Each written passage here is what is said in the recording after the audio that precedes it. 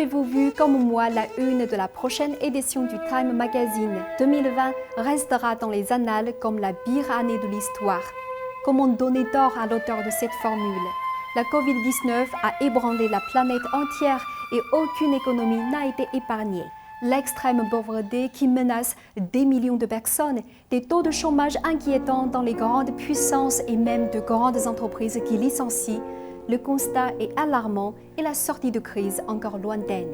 Malgré tout, certains pays s'en sortent mieux que d'autres et la Chine en fait partie. Mais elle ne doit sa relative bonne santé économique qu'à une action combinée du gouvernement chinois et de ses partenaires économiques internationaux. Les citoyens chinois eux-mêmes y sont aussi pour beaucoup.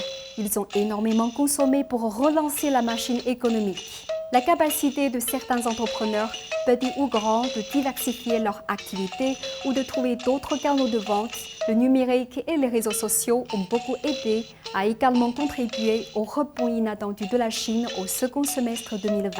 C'est un paradoxe, mais si la Chine a été l'un des premiers pays à être durement touché par la pandémie et à avoir confiné sa population et donc stoppé ses usines, elle a aussi été l'une des premières à se redresser économiquement.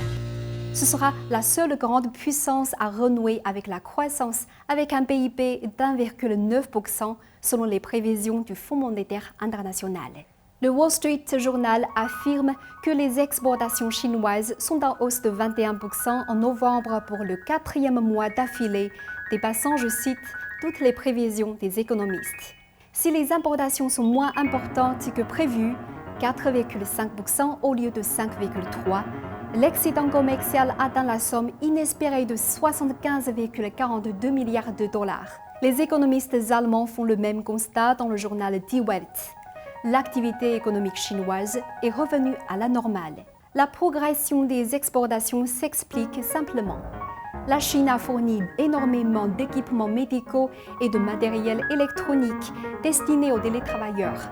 Les importations ont été dopées par des vitrines prestigieuses telles que la 3e exposition internationale de l'importation de Chine, organisée à Shanghai au mois de novembre, où les plus grandes marques mondiales ont présenté leurs dernières créations. La classe moyenne chinoise ne cessant de croître, les besoins augmentent et ce n'est un secret pour personne.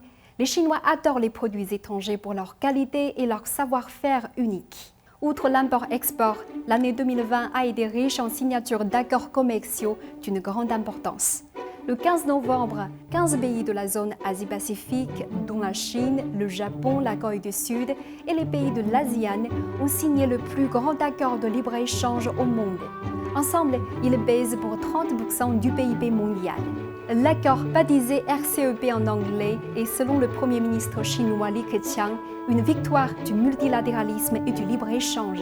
Et disons-le, c'est un excellent contrepoids au protectionnisme américain qui a fait beaucoup de dégâts. Mais le rebond de l'économie mondiale annoncé pour 2021, coïncidant avec la diffusion des vaccins anti-Covid, va-t-il continuer de profiter à la bonne santé de l'économie chinoise? Un ralentissement est-il à prévoir? Certaines économies européennes, prises de court par la crise sanitaire et ayant montré qu'elles ne possédaient pas suffisamment de stocks, ont promis de relocaliser leur production. Mais cela est-il réaliste à moyen terme? Le mieux est encore de croire les économistes chinois qui connaissent leur pays mieux que personne. Ainsi, Cao Heping, économiste à l'Université de Beijing, estime que le PIB chinois sera de 8,4% en 2021. Un peu optimiste, me diriez-vous? Pas tant que cela. Il explique que la Chine va tirer les leçons de l'année 2020 et que le pays a déjà montré sa résilience et ses capacités de survie. La demande intérieure restera forte parce que les Chinois ont compris que la consommation était le nerf de la guerre et se concevaient comme une forme de solidarité, une manière de contribuer à l'effort national.